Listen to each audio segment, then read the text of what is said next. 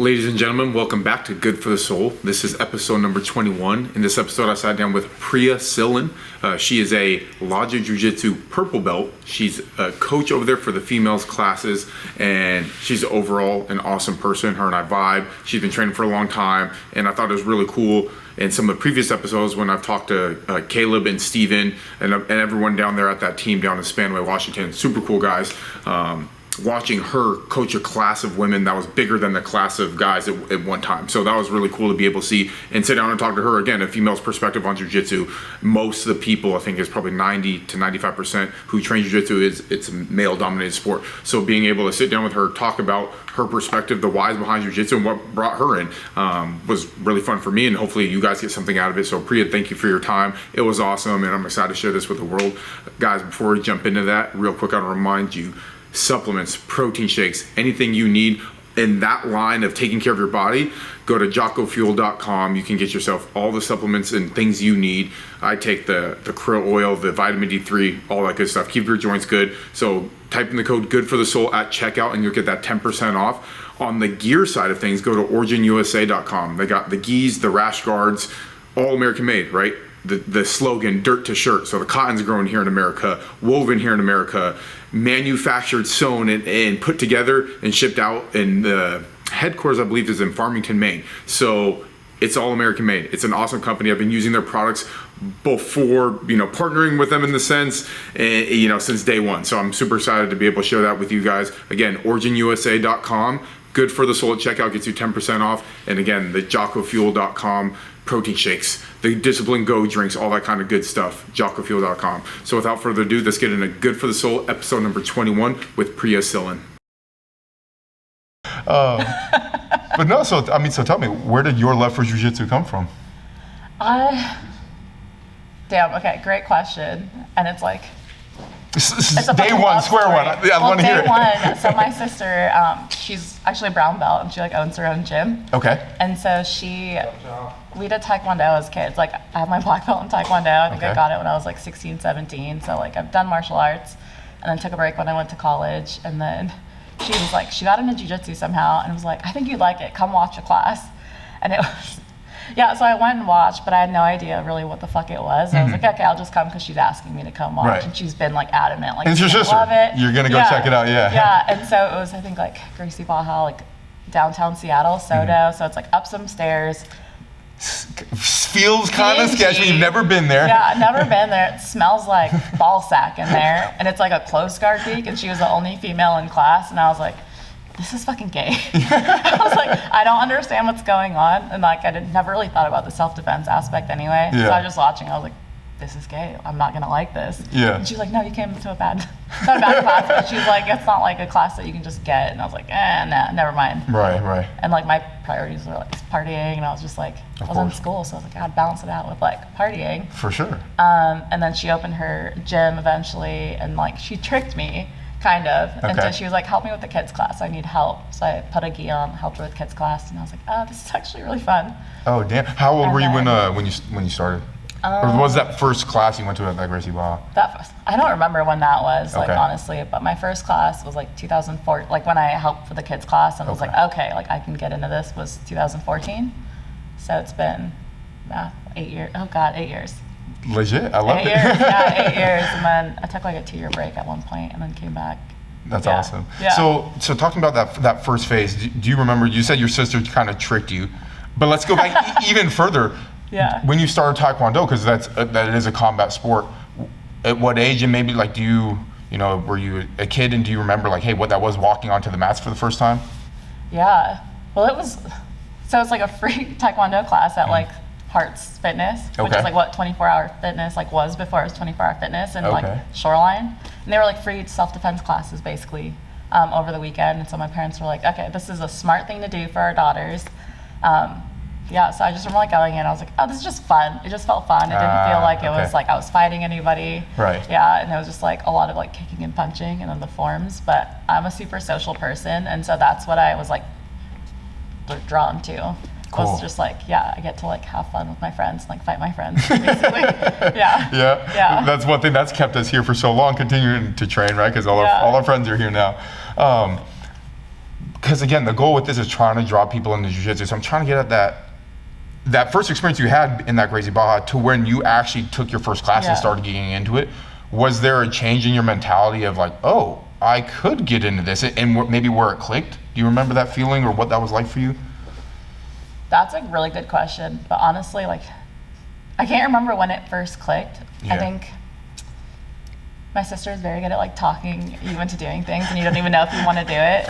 She's very adamant. So I was like training for a few months, I think, and then the Seattle Open was happening. Okay. The IBJJF one. It was the first one ever in Seattle.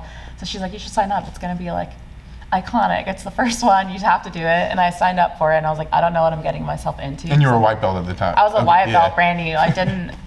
That's why I was just talking to someone who just tried class today for the first time. Okay. And she was just like, this just doesn't make sense to me. And I was like, okay, it will eventually. But some people can come in and have like natural instincts towards like fighting and jiu-jitsu and what naturally is like the right thing to base out or whatever. I was not like that. Like, I need to see the full picture and understand all these little things to like understand how to like respond and react. So I think did my first tournament, I was stuck in side control the whole time. Like, bottom. I didn't know any escapes. Like, I didn't have any natural like inclination to like bumper off of me or anything. So I was just stuck on bottom and cross-faced. Yeah, first tournament. She didn't do anything else. Like, I didn't get subbed, but it was just like. But you stuck with it from there. It pissed me off. What happened is it pissed me off, and I was like, okay, I don't want that to ever happen again. Cool. That's good motivation to stick with it. Yeah. So like doing the tournament, and like I was like, this is fucking embarrassing. Yeah. And I know it's not actually embarrassing, but I felt embarrassed at the time. And then I was like, I don't ever want to be stuck or feel helpless again like that. Yeah. That's a good reality check. I think I think I had a very similar experience and that's what's helped keep me on the mats is that continuous, hey, like not wanting to ever feel like I can be stuck like that again, you know? What was that white belt phase for you, like the first 3 to 6 months? You know, maybe you don't remember the specific moment, but as a female in jiu-jitsu, getting over the classic thing, a close contact, you know, it's a mostly male dominant sport. Was there certain things you had to overcome, or from your perspective, what was that initial phase of jiu-jitsu like? Yeah, I think that I was very spoiled in my like jiu-jitsu experience, especially as a white belt, because one, like my sister said, was very adamant about like equality, like females and males, like it's not anything scary, like we're just gonna do this thing. And I think just in Taekwondo too, it was we were fighting, and not that I knew I was getting comfortable in uncomfortable positions, but I think that I didn't even think about that. Cool. Yeah.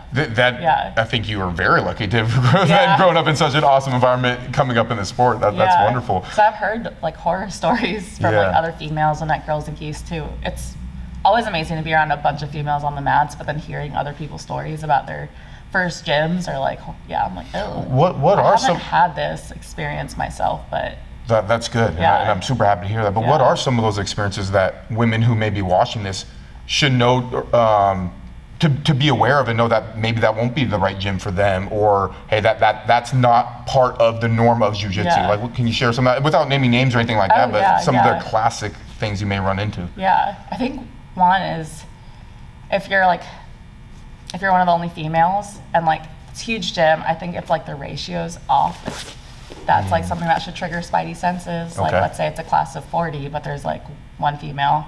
Why? Like, does that mean like women have tried it and they felt uncomfortable or something happened and then they left, or like what's going on there that there's not a lot of females? Yeah. That's a good one. And then two, also how people talk about like genders in jiu-jitsu. It's amazing here at Logic because one, it's not talked about, but I think it's because everyone embodies like equality and like there's like no need to talk about like, oh, we empower women here and whatever conversation that is. It just happens. Cool. And you can like feel it. Like I feel like anyone that comes in can feel how comfortable it is here. But I've been to like visited a gym and they were talking about how like, oh yeah, I feel like females are distracting here. And so that's very interesting language to use as a gym owner. Wow. Yeah, it was. I honestly can't even remember the gym, but it was like in California, and then we were doing like a private lesson, and I was just like watching because I was like, it was in my break. But this guy was like, oh, it's the most females, maybe 4 of us. Yeah, most females that have been in the gym in a while. Like I just find them distracting, and I was like, are they distracting, or you get distracted by them? Like what? Yeah. Yeah, no, that is good. Thank you for sharing that, because that's good language to be aware of. Hey, your spidey senses should be kicking in. You're like, hey, like maybe this isn't the right fit, you know, because people using jiu-jitsu for their advantage for the wrong thing is what we're trying to avoid, you know, and that's why I think empowering anyone to try it, but as again, specifically women, because they sometimes may need it more than men, right? And I think too, like being told like you're distracting, I think if you don't know to look out for that, like it feels bad. Like I don't want to distract anyone from like what they're learning or hard work, but really like now that I'm like reflecting on it, like, wait a minute. Yeah, that is the wrong thing to say, for sure. Yeah, this is the wrong thing to say. Absolutely. That's super fucked up. Yeah. Like, you're a grown man. Like, what are you? Yeah, what are you doing?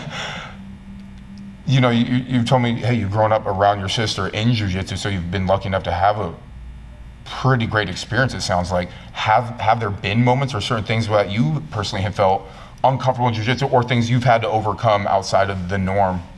I think, one, I feel like I can beat anyone at any time, and that includes grown men, like gigantic men.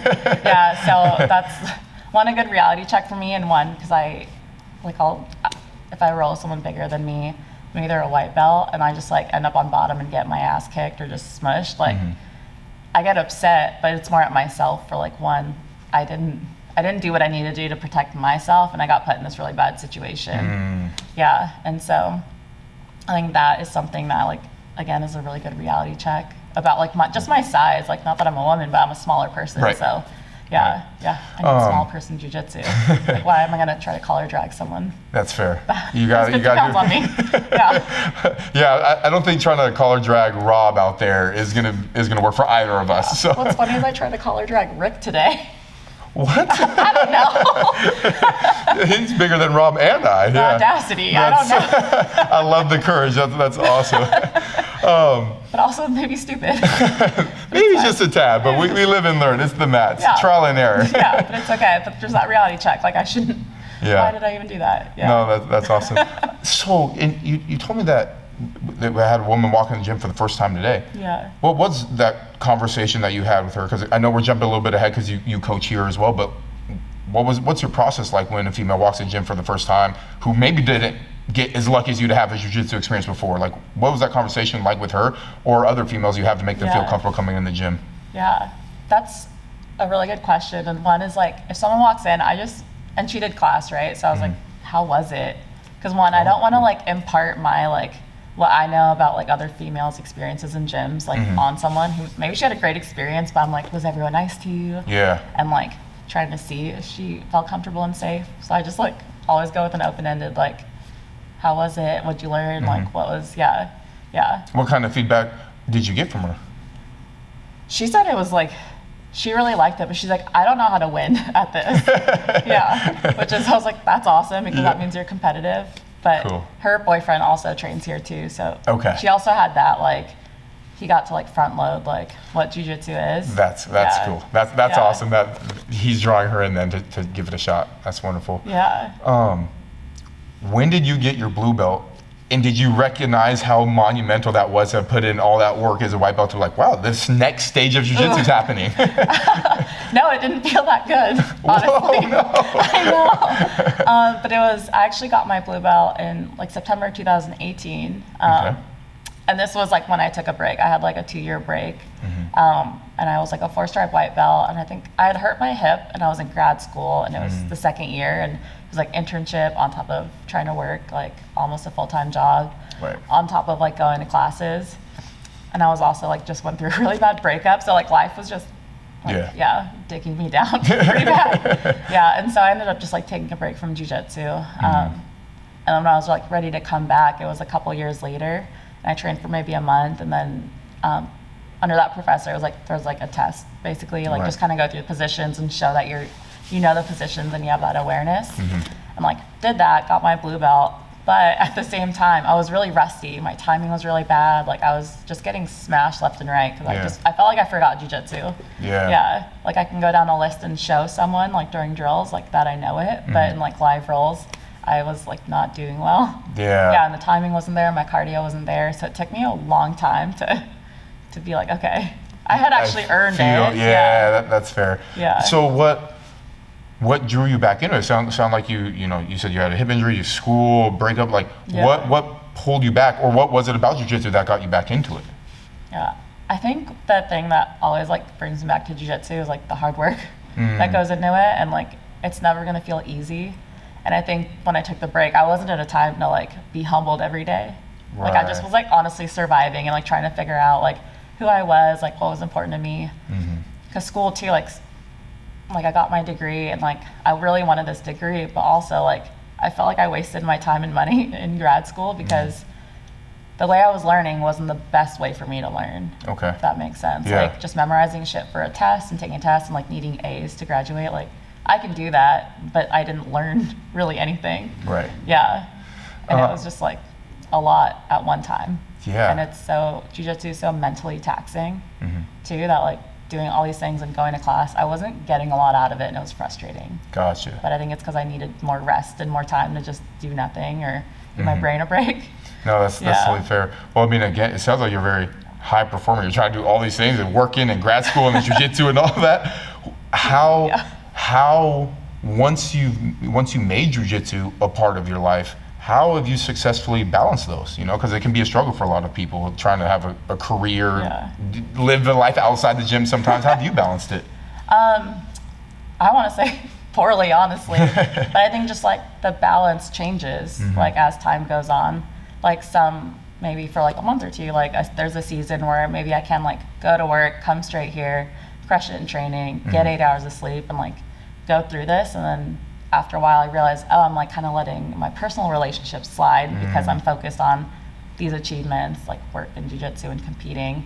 And so once I feel that kind of like urge to like, okay, I need to reconnect with some people, maybe I'll just train less. Right. But it's just trying to find like what's important to me and like have I met these goals and do I feel stagnant in something? Do I feel burnt out? Like what is that telling me? Cool. Yeah. That's a great point, finding that balance, but that's like a river ever changing, right? Hey, it goes this way a little bit, you draw it in and out, but I love hearing people's perspective on maybe like what keeps you here. Like because that sometimes for the new people who get drawn into jiu-jitsu don't see as far down the road. You're 8 years in, I'm about 9 or 10 years in. They can't see that far to know like what's going to keep them there. So what are some of the benefits of jiu-jitsu and what's kind of kept you here, you know? I think for me personally, this is where I get to do something for myself too. Like right now I'm a mental health like responder with law enforcement. So when I go to work, I'm like serving the community and I'm like working with deputies and like going out and I'm like seeing people and taking care of them. That can be heavy. Yeah. Oh yeah. Very it's a pretty heavy job. I used to be like, no, it's fine. I can like shoulder this real well, but like really that in itself, it's pretty heavy. And then I love coaching too, so I'm like here and I'm coaching, but when I'm like training and I'm taking class, like I'm like, this is like what I do for myself. Cool. And it feels great, and it like kind of just brings me back to myself versus like here I'm like giving it to my friends, like at work, coaching. That's Well, there's one night a week where you come here and you're not doing it for yourself anymore. Thursday nights you're teaching the awesome women's class here. How did you get into that? How did you and Steve decide like this was something you guys wanted to start doing? Yeah, we had been talking about it for a while too, like growing the women's program here. And one, like I get really excited because I'm like, there's more training partners for me, like my size, like women. It's always different to train with women than men. Right. So it was like, we've been talking about it and then finally felt like there were enough women coming, and then we figured out a day and time that works. And I also got my purple belt, and I didn't want to teach as a blue belt. Like, that feels weird to me. Yeah. Like purple, I was like, okay, maybe I know jiu-jitsu. Maybe there's something maybe there. I know what I'm doing here and there. That's cool. What kind of response? I mean, I saw it, I think 2 or 3 weeks ago when I was here and did some footage of you coaching, and it was awesome. You had 20 plus women over there on the mats, and it was great. What are some of the responses you've gotten from the women who've been taking your class about what they feel like it's to have a very well done women's only class? Yeah, it's honestly been amazing, like the reception I've gotten and just the feedback too. And I've been very mindful about asking for feedback, like when it feels, when the timing's right. Like I don't want to keep asking like, how was class? Did you learn a lot? Because I don't want people to think they have to be like observing me as a teacher. Just like naturally too, people are like, okay, that detail was really helpful. And that's the biggest thing I'm getting is like just the details that we talk about in the women's class have been super helpful, like in like live roles or when they're like drilling and things like that. And then also just like people have said it's like a comedy show. My best friend is like usually my like uki, and it's like, yeah, we're just fucking weird. That's great. So we end up just like giggling a lot anyway. So it's just like a fun, like a relaxed class, but also there's like hard work. Like I want everyone to drill, learn, like get better as the class is going. And then it just comes across, and like the energy they bring is amazing. Cool. Yeah. That's great. Yeah. Have you had any women that's been in your class who've started here primarily because you've had the women's class going? Yeah, actually. What's that like? Their first exposure to jiu-jitsu, and they have this class that you're able to teach. It just feels unreal, and it's like such a blessing to know that like that class is like the kind of gateway to jiu-jitsu for them, and then seeing them in like the regular co-ed classes too. It's cool. Yeah, that's incredible. Wonderful. I'm just like And what kind of experiences? Because I think women are going to open up to each other more than they're probably going to open up to me and Rob sitting on the mats after a hard training session sometimes. What are some of the reasons women walk through that door for the first time that they may not share with me, but that other women who may listen to this interview may have like, hey, oh wow, that's a reason I should start jiu-jitsu or can start jiu-jitsu. You know, what are some of those? I feel like there's been so many, honestly, but I mean, one we hear a lot is self-defense too, and like I think that's, if you never want to compete, if you like don't really want to roll, but you're like coming to learn for self-defense, that's come. Cool. Come. Like I feel like a lot of people do end up branching onto these other things, but if you just want to come here and learn how to protect yourself, it's a great place to do that, especially around other women who, I think a lot of women do feel uncomfortable training with men, especially to start with, and so to just be around other women, feel comfortable and safe, like especially it's an intimate sport, right? And like if you've never interacted with men on that level, like I think that's weird for a lot of people. For sure. To start with. I think the more exposed you are to it, the more like normal it feels, like most things. Yeah. So one, self-defense, and then it's fun because a lot of the moms like start, because they have their kids here, they're watching. Like, oh, we gotta get into this ourselves now too. That's great. Yeah, and it's so much fun. It's so cool to see them like doing jiu-jitsu, and then I'm like, I remember you watching your kid doing this, and like now you're doing it too. That's awesome. Yeah, it becomes a whole family thing. Yeah, it's amazing. That's great. Yeah, so that, and then I think some people too, they're like, I've been wanting to try this for a while. Cool. Yeah, and like they just didn't take the initiative or didn't know how to. Because I was super surprised. The first women's class had, I think, 24 people. I know. Good on. That's amazing. I was expecting like maybe 10 people, if that, and it's just been regular like 15 to 25 people in class. But that's awesome. Yeah, a lot of them are like, I've been wanting to try this. Cool. Yeah, and I think that can be such a cool gateway into to jiu-jitsu for people who may not take that step otherwise. Yeah. You know, so that's awesome. That's why I was like really excited to sit down and chat with you about, hey, your perspective of jiu-jitsu. What is proper etiquette for men who may be unaware, you know, rolling with women? You know, I've been doing it long enough. I think I have a good handle on it. But what would you, from your perspective, that explanation be for, hey, it's not just you and your best friend like going hard. You know, like what is good etiquette? I think one, maybe letting, especially if it's a woman who, like, because I have a lot of friends here, and like I'm like, you know how to roll with me, obviously. Like, you know, I like to go hard, so go hard on me. But one, like feeling them out, like their pace, their pressure, things like that. And then two, it's don't use your size and your strength. Yeah, like you can go fast, you can like set the pace and use pressure, but technical pressure versus like 100 pounds on me, like cool. You're just gonna smush me. Yeah, for sure. Yeah. What is maybe some of the advice you give people, some women who walk through the door, they're training with you, they're doing the women's class, transitioning to the co-ed mat, right? How to pick their training partners for the first time? How do you advise them on that? I always say like trust your spidey senses, because you get a vibe sometimes. And and typically that's like maybe don't roll with like brand new white belt men. Yeah, because they're learning like again like body awareness too, right? Yeah, I've been spazzed out on a lot by like brand new white belts, and I don't blame them. I think that's on me that like I didn't like pause for a second and think, okay, like are they going to be a safe rolling partner for me?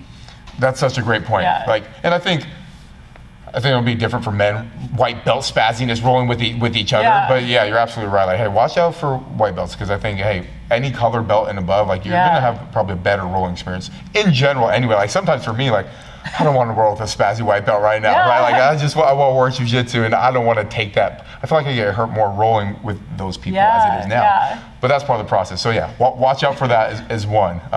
Any others you can think of? Some etiquette we should be aware of on our side? Yeah. So, but yeah, definitely that color belts or people your size, maybe. Okay. If they've been training a while, and then also like having them start in a certain position. I think, like men, if it's like your first roll or something, like have them start on top, like side control, mount top. Work your start there and see what happens. Cool. Versus like standing up with, yeah, and that can be a very welcoming feeling. Like, hey, I'm gonna give you the more advantageous position, and let's work. You know, it doesn't have to be a death match. You know, and going super hard. It's like, hey, like if this is one of your first exposures to jiu-jitsu, let's have a welcoming environment. Let's work together to help you stay here on these mats. Yeah, because like also, what's the point if you're like smashing someone like the whole match? Like, what did you get out of it? What did anyone get out of it? Yeah. What are maybe some reasons you've heard of women stopping jiu-jitsu? Or people, but maybe women stopping jiu-jitsu, so we can potentially prevent that and help people stay on the mats for longer. Yeah. I think, one I've heard a lot actually is just like feeling like an outcast or an outlier in a gym, like not feeling welcome. Like if there's like an odd number, like the woman's the one that's like usually the one in a group of 3, and like they're sitting out or like not getting the training that they're wanting or not feeling included. Wow. Yeah. That's again, I'm lucky that like I haven't gotten to feel that, but I can only imagine it's already hard enough to walk in the doors and get on the mats, and then just to feel like you're not welcome. That's such a great point. That's funny. I haven't even thought about that yet. Like that, hey, you're there, but you're not feeling included. That can be very off-putting and make it seem like maybe I won't continue jiu-jitsu or continue to get through this. And there might be good intentions behind it too. If like dudes are like, I mean, she's like smaller, and like we don't want to smash her, so like, or like also I've like heard about like female like color belts getting paired with like a white belt that's like their size because it's their size. But if you're like there to train for yourself and you're like coaching a white belt through every single class, like you're not really getting much. Yeah, I've seen that happen before personally as well, where classes I've coached where, hey, I'll try and be aware. They're like, no, we're gonna switch that around, because that could be a very unfortunate experience if that ends up being the norm. It's like, well, why am I doing like jiu-jitsu? every time? Like that. Have you been injured in jiu-jitsu? The classic jiu-jitsu injuries. What are they? Have you overcome them and continue to train on the mats? And what's your process for recovery? Great question, because I literally just tore my MCL in August. Yeah, it was August. Inside, right here. I was out. Yep. Yeah. So I was out for like three months maybe. Okay. And that one I took really seriously, because one, I used to be the kind that like just I'm gonna train through small injuries. Yeah, I don't know what that's like. Yeah, like it's just above me, it's fine. Like I've done that. But that's also what led to that like 2-year break too. Before was like I hurt my hip, and then I kept training on it. Oh, no. But instead of just hurting in jiu-jitsu, it was like I'd wake up and feel like my hip, couldn't drive, like couldn't walk, and like couldn't do much of anything. So I had to stop at that point. Right. But so I tore my MCL, and thankfully I got to go on disability for work too. Okay. It was a liability at work, because I go into like very precarious situations. And I like drive a lot for work, and so is my right knee. I couldn't do much of anything. But so I got like 6 weeks off, did a lot of resting. I came and watched class, and then would come help in kids' classes. But during that time. So I just was like resting and not even training at all. Did you notice yourself kind of get into a lull of like, man, I can't train like that? Like did you feel yourself go down at all? No, because I knew that would have happened if I didn't like try to do the opposite. Cool. Yeah. That's good. So I was like, stay ahead of the curve. Yeah. Okay, cool. I already knew. I was like, I'm gonna get FOMO. Like I can't compete for a long time now, and like this is gonna be a process. But it's a process I'm gonna have to go through either way. So I wanted it to be like easier and like the least amount of stress as possible. Cool. Yeah, because I would have to take the time to heal either way. So like, why not make it, more fun? I guess. Yeah. So I like dedicated time to like watching a lot of jujitsu. Like I'd come and just watch people roll. Cool. I asked Steve like what he thought my strengths and weaknesses were in rolling, so I could like watch people's games and like try to fix my weaknesses and things like that. Yeah. And so yeah. That's awesome. So that was like helpful, but obviously it was really hard to watch people compete. Like I was signed up for PANS and I couldn't compete at PANS, but I like went anyway and cheered everyone on, and that was fun. Yeah. I think you're touching on something that's really important, like dealing with injuries in jiu-jitsu, because if you stick with it long enough, it's most likely inevitably going to happen. Yeah. Right? Is staying in tune with the community. Like, don't block yourself out, because you recognize it. You said, hey, like if I don't stick with this, I know I'm going to get in that low. Let me stay ahead of it. So you come in here into the mats. It sounds like kind of kept your schedule on track, or at least this was it stayed or continued to be your hobby even though you were injured. Yeah, which can be super important. Yeah. Yeah, and I'm like new. Well, I guess I'm not new to the area anymore. I moved to Puyallup in like the end of 2020. Okay. Right. Yeah. Yeah, for my job. So this is my community here. Like I moved and like didn't really know anybody, and so like I found Logic and like started coming, and I was like, okay, like this is where I found my friends. Yeah. And, like this feels like home to me, and so like thinking I wasn't gonna be here was the worst thing. So I'd still come. Like, what was? Did you train at your sister's gym primarily then before? So is that who you got your blue belt from, and that was where your main training was? Yeah, and that gym's in West Seattle, and so when I moved, like that's an hour away. Is it Elite BJJ? It was Elite for a little bit. Now it's Combat Arts Academy. That's okay. Yeah, cool. Okay, yeah. I do remember hearing about it when it was out there. Cool.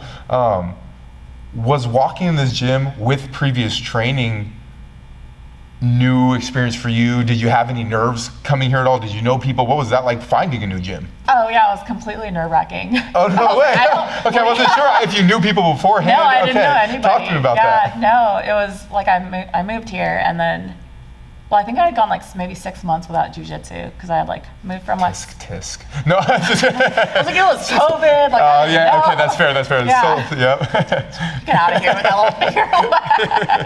6 months is so. So yeah, it was just like, what a shit show of a time thinking back on that actually.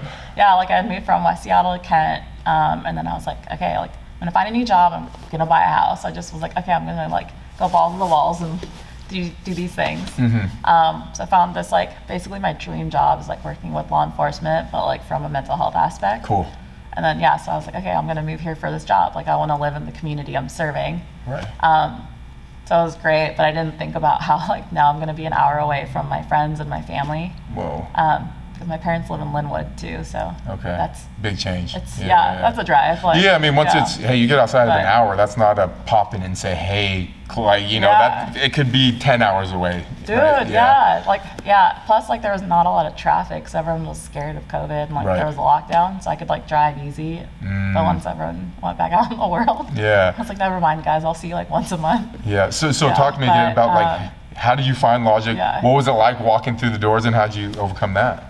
Yeah, so I think I had like just sat on my computer one day and like looked for jiu-jitsu schools in the area and had a bunch of tabs open, and I'd like look at their website. And then honestly, I was like, if I didn't like their website and I thought it was cheesy, like I was like, okay, eliminate that. Cool. That's a good process, right? Like, hey, like look at the website. See, does it have a welcoming feel even from that? That's I don't know what it is, but I think that websites that have a bit, it's too like markety gimmicky. Like I'm just like, I don't want to do this. Like this is trying too hard to me. Yeah. And like Logic's website was one super simple, like straight to the point. I was like, I like this. Also, the like aesthetic in here is really nice. Like white mats, it's freaking beautiful. Yeah. Yeah, and then I like stalked everyone's social media. So on Instagram, and I was like, okay, like they seem great here. Like Steve and Caleb seem amazing. Like, all right, like I'll try this one first. So this was the first gym I tried. Cool. Yeah. That's great. Well, I mean, it sounds like you did your market research before walking in here for the first time. And I think that's a healthy process for anyone. Yeah. Like, hey, like that's social media can be a tool for that. Like, hey, find the website, right? Find their Instagram, find the Facebook, and see if you get a vibe from it, because all that stuff puts off a vibe. And if it doesn't resonate with you, then don't walk in that gym. But you can potentially get a good feel, at least have maybe an upper hand other than walking in blind, So that's a good reminder for anyone trying to find a gym. And I think too, like, I think I like told Steve, I was like, I'm gonna come for an open mat, and then ended up not coming. I think I like caught a cold or some stupid shit. Yeah, so I was like, never mind, I'll like be there in like a week or two, and then never came. I was like, okay, it's time. I need jiu-jitsu back in my life. So I like hit him up again. I was like, I'm coming. Cool. I'm not lying this time. And I came in an open mat, and it was like a really small one. I think it was like right after Thanksgiving. So like super low key vibes. He was like really welcoming and easy to talk to. And I was like, okay, like this feels good. Gotcha. Yeah. Did you get over nerves day one, or was it starting to come to classes again? We're like, okay, like, because you're walking also as a blue belt, right? Yeah. So it's like, what is, how are you feeling on the mats in those normal classes? And it is like, every school has like a different system, like different etiquette, like some are really traditional proper, like some it's, you just walk on the mat and you can like bop around, it's fine.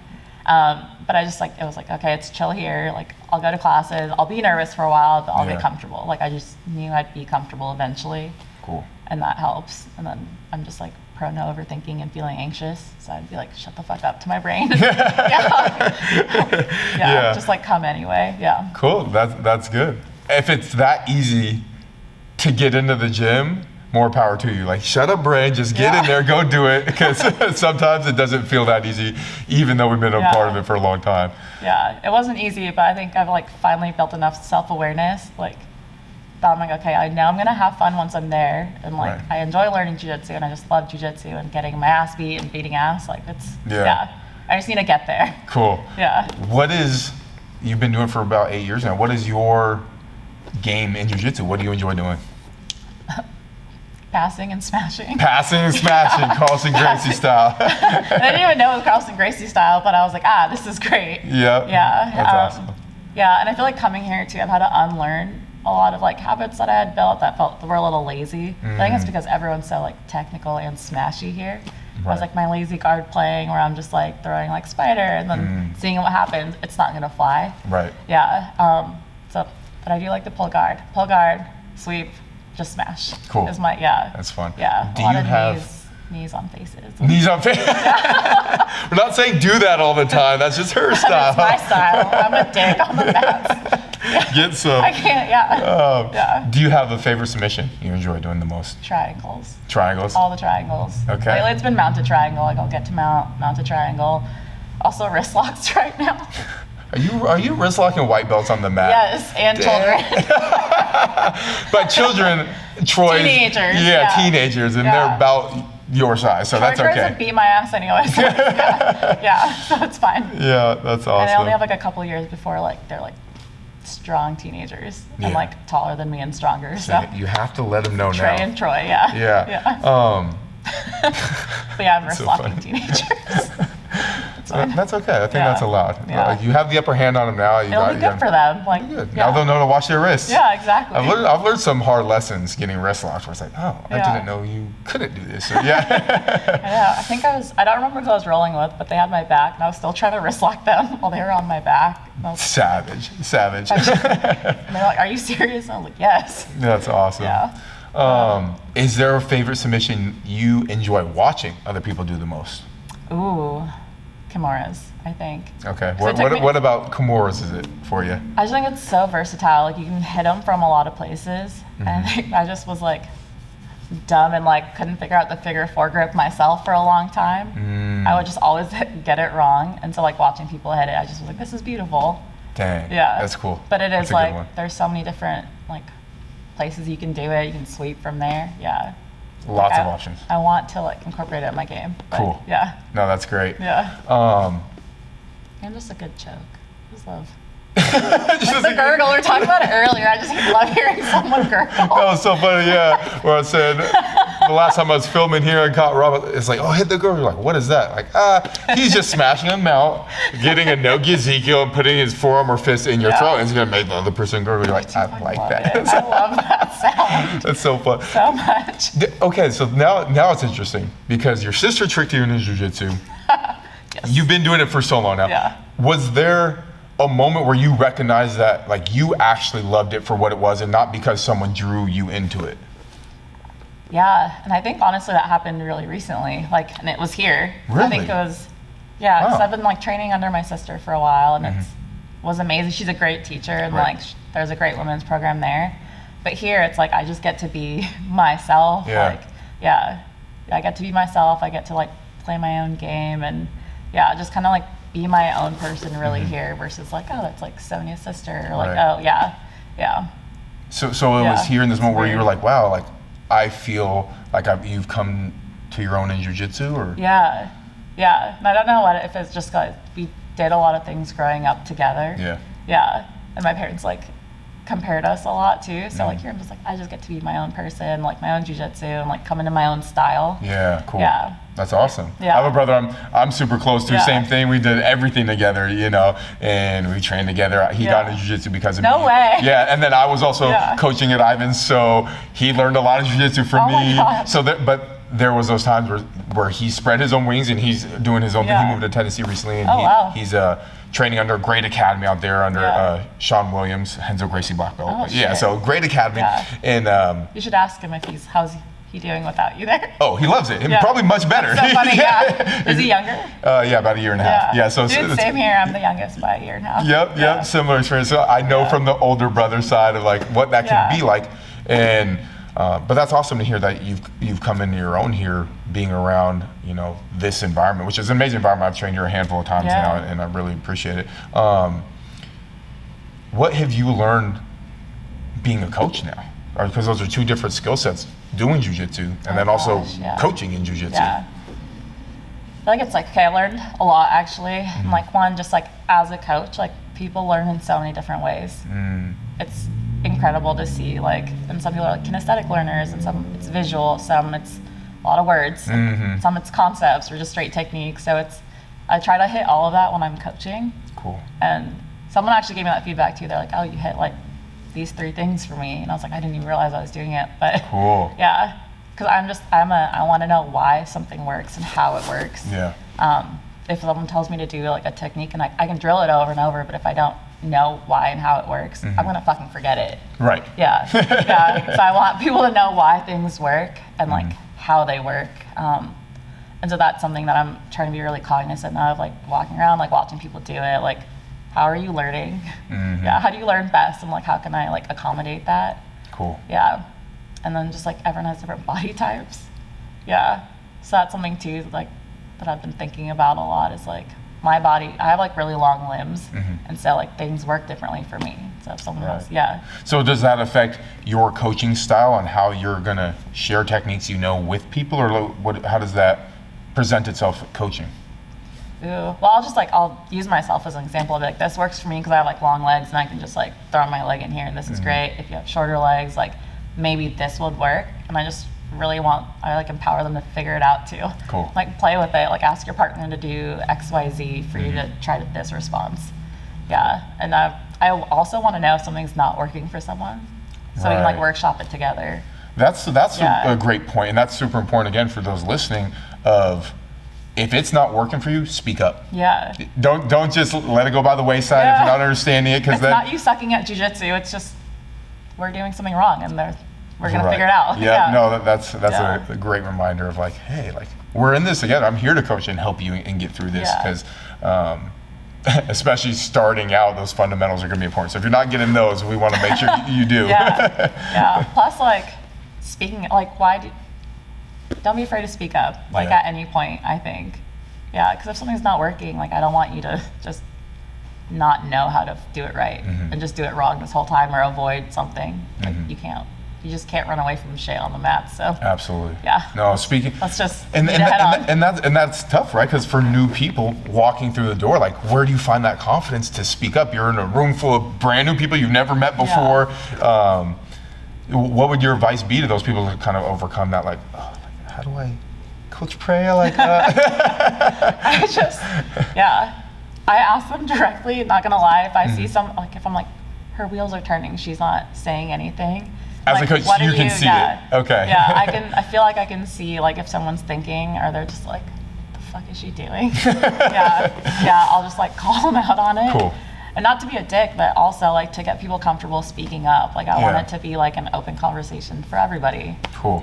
Like if something's not working, like come in the middle, show us, and let's all figure it out together versus you're doing this wrong and fix it. But I like that. What's working, great. What's not working. Okay, let's meet it in the middle. Cool. No, that's wonderful. If you could change, well, hang on, let me preface this a little bit. you've been coaching for a while, you've been around 8 years, you've also been around competition, because a lot of people in this gym compete, you've been to tournaments, you know the world of jiu-jitsu, right?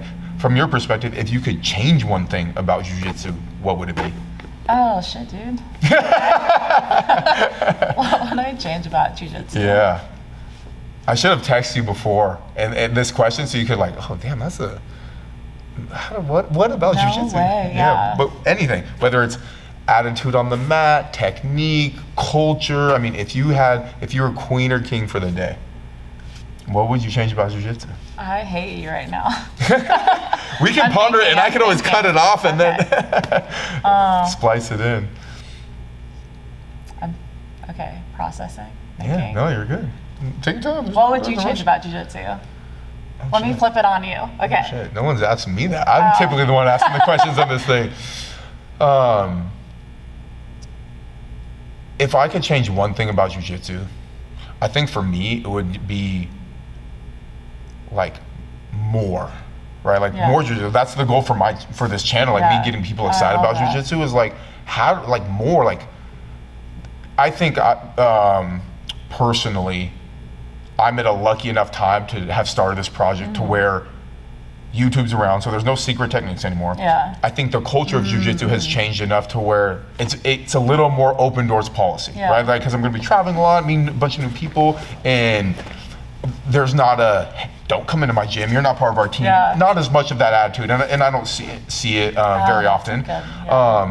So for me, it's like a cool. Well, how do we do more of this? So if I could change one thing about jiu-jitsu, it would be implementing it in schools across the entire country. Like there would be a jiu-jitsu class in every high school in the nation. Yes. Oh, that's a great. Okay. I just thought about that now, by the way. I want to steal this more thing, honestly. Yeah. So. Yeah, I just think it's like you learn so much about yourself training and other people, and I feel like you also learn to respect yourself and other people more in jiu-jitsu. Absolutely. I like more. Cool. Yeah. Is there anything, but maybe along those lines? Own answer, so we'll see. Yeah, no, well, is there anything you don't like about jiu-jitsu? Because maybe that can kind of spark it where you see, like, again, you're around tournaments. Even if it's something simple, like is it how the tournaments run or maybe how certain classes are run? And I know I maybe am putting you on the spot here a little bit because that's a big question, you know, but it's always, I'm always curious to me, like, hey, what are other people's perspective if they could change something about jiu-jitsu? Wow. Big question. Yeah.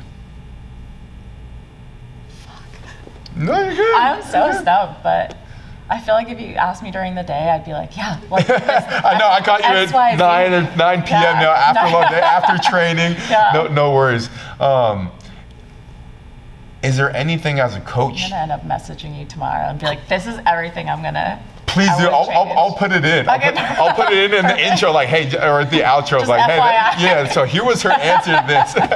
No, when you are coaching, is there anything that grinds your gears? Anything that gets under your skin as a coach? Oh my God, when people say sorry all the fucking time.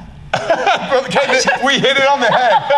That one's easy, because I don't like what instance? What do you mean? You're showing someone technique, or you're rolling with somebody. People are drilling or like rolling, and like, oh, like maybe someone's knee bumped into my face. Like they're like, oh, I'm so sorry, and like stop rolling. I'm like, this is jiu-jitsu. We don't need to apologize. Like we have signed up to fight. Cool. It's okay. Yeah. Cool. Yeah, or like pressure. Like I love a good pressure game. Like I'm driving my head into your face.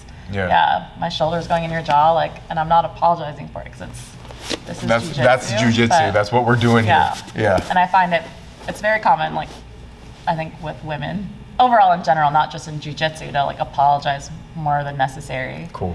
But if you're apologizing to me for smashing me, like, no, like, great job. Yeah, it's like congratulations, please keep wow, you did that well. Yeah. That's awesome. So it's more like the sorry, because like one, like you're not doing anything wrong. And like just because you're making someone uncomfortable with a position or a technique, that's a great point, and that's a great reminder to people listening or watching. Like, hey, you said it. We signed up for this. Like this is a mutual agreement to get out here and train this art. And again, there's a bell curve, there's levels, and who you're going with, and all that, and all that matters. But let's say equal size, equal technique involved. Like, hey, we signed up for this together. Like, to your point, congratulations. You mean you're passing the Spanish? Like, cool. Like, I'm gonna learn from that as well. Exactly. I guess there was a time and a place. Like today at lunch class, like someone punched me in the eye while we were drilling, and she apologized, and that's like a proper time to say sorry. Maybe we should clarify to those who may just be listening. She didn't intentionally swing at you and punch you in the eye. Okay? Because I'm sitting here like, wow. We were like drilling, and then it just like her arm slipped. She was trying to do something, and it just like bopped me in the eye, and I was like, oh shit. And then she apologized, and that was a total accident. Like, and that's a proper acknowledgement of like, oh, out of the norm of jiu-jitsu. Or just, bop someone's nose and they're bleeding. Okay, so. Like that one felt okay. It wasn't like she was over apologizing or like, I was like, I will take this apology because I might have a black eye tomorrow. Yeah. We'll see. That's a good one. I don't think Rob Larson has ever apologized for smashing me. So I'm gonna get him on. I'm gonna go whip him for like, dude, you owe me an apology. I'm like, no, why'd you put your face there? Yep, exactly. Could have stopped it. Could have stopped it. It was insane watching you guys roll earlier, by the way. Oh, really? Yeah. Rick and I were rolling, and we're just like, it sounds like boulders fall. Like, I don't know if I've ever had a non-tornado round like that. It's typically like that with him, which I was telling you earlier. Actually, he's one of my main training partners. Has been for the last 2 or 3 years now, and he's that guy where you're gonna be. No matter what day or time, you're in for it. And he knows when he goes with me, cool, like, because I have to bring it because he's bringing it, And so it's always that reminder, like, sometimes you don't want you want to dodge it. Yeah, sometimes you want to dodge it, but it's a good reminder of, hey, like, this could be the reality. Because a lot of times we're here playing jiu-jitsu. Yeah. Hey, let's play, let's have fun. Yeah. Even if you're going hard, you're doing jiu-jitsu. Yeah. Well, certain training partners and also just the way Rob and I want to have that round, it's going to be as much control of chaos and violence as we can, but we're gonna get after it to a point where we get done with 5 minutes. We did another one because I'm taking off, so he's like, let's do another one. I was like, damn it. So we went 10 minutes. But you were like, no, motherfucker, you said something. I did. Laughing. You're like, absolutely not. Yeah, and then I got up and did it. So, but I think it's a good reminder of what a potential real life encounter could be like when you go that level. Again, not every round should be like that. Every training session you do, right? Like that wouldn't be sustainable, but it's a very good reminder of like, oh, this is you're training for combat. Like it's a combat sport, sport. And so that's definitely a round that Rob and I typically have. So I'm glad you had fun watching it. Oh yeah, I was like, do it again. And then he asked you, and I was like, yes. Please say yes. Like, I can't do 15 minutes in a row with you, dude. Like, this is great. It's 80 cc out here. Yeah. Kim and I roll like that too. Awesome. Like, sometimes we'll be like, should we try to chill a little bit? No, it just like ramps up into like a brawl, like a controlled brawl. But it's so great to just like end the roll and be like, fuck, that was great. Exactly. And those are special moments. And also you build great connections with those people doing that, it's because it can be very far and few between. There was one time, I think we were at Ivan's and Rob was like, hey, like we had done like 6 or 7 rounds already, the whole room, and he was like, hey, are we going? And I was like, dude, I can't go with you. And I looked away, and the look of disappointment he gave me was like, okay, and basically, but no words were said and just gave me a look. I was like, oh, well, come here, let's do it. Like you're right, you called me out like visually. Yeah. So, but no, so you felt it. I did. I did. Lastly, outside of jiu-jitsu, right? Not work related, not jiu-jitsu related. What do you personally do that's good for the soul? Ooh, I love to read and I love to travel. Cool. Yeah, Any good book recommendations you share with us? Oh my God, yes. That's how I get through winter is like reading. Okay. Because I'm a warm weather. I love sunshine. Cool. I get depressed in the winter here. Yep. Yeah. So I like read a fuck ton. But my favorite book, like the one I recommend to everyone, is The Alchemist. Have you read it? It's one of my favorite books, and I recommended it to my brother yesterday. Yeah. It's a great book. It's such a good book, and I feel like I reread it every year and just like pick something up like different. Cool. And I feel like as humans, we're always in different places anyway. So when you read something like that, it hits you different. It's a great one. Yeah. It's short and powerful. Yeah, it's a great one. Yeah, I recommended it to Kim, and we actually just went to Hawaii a couple weeks ago. Okay. So I got to do both, read and go on a vacation, and she like read it, and just like when she was done, she just looked at me and was like, what the fuck? Like she just really like felt it and like processed it. That's awesome. Yeah, that makes me happy to hear. That means she was in the place to be ready for that book. Yes. That's so cool. Yeah, because you can not be ready for it and just be like, this book was lame. Yep. Cool shepherd type. Yep. Yeah. For sure. But yeah, the freaking journey and yeah. Reading and traveling. I mean, those are both things that make yourself better and are good for the soul. I love that. Yeah. That's great. Literally good for the soul. Yeah, right. It is. Yeah. It's continuing your growth as a human being on this planet. Like that's awesome to hear. Yeah. And then everyone could always use more of both of those. Yeah, it's easy to get trapped in a routine and just like be on autopilot. Yeah. And I feel like that's when I feel the least like myself is when I'm on autopilot and I'm like, okay, like where's, how can I shake things up? And it's read a book or like go somewhere new. Cool. Yeah. I love that. Yeah. Any final thoughts? Anything jiu-jitsu related, not jiu-jitsu related, to the friends or family or people who maybe listen to this? One, I think this is amazing what you're doing. It's like getting all these different perspectives on jiu-jitsu and training, and it's beautiful, honestly. I appreciate that. Yeah. I appreciate that. It means a lot. Something that like needs to be done, and like you're a great person to be doing it. Thank you. And then I think to people who aren't training and want to train, like just do it. Just come, try it. Your brain's lying to you.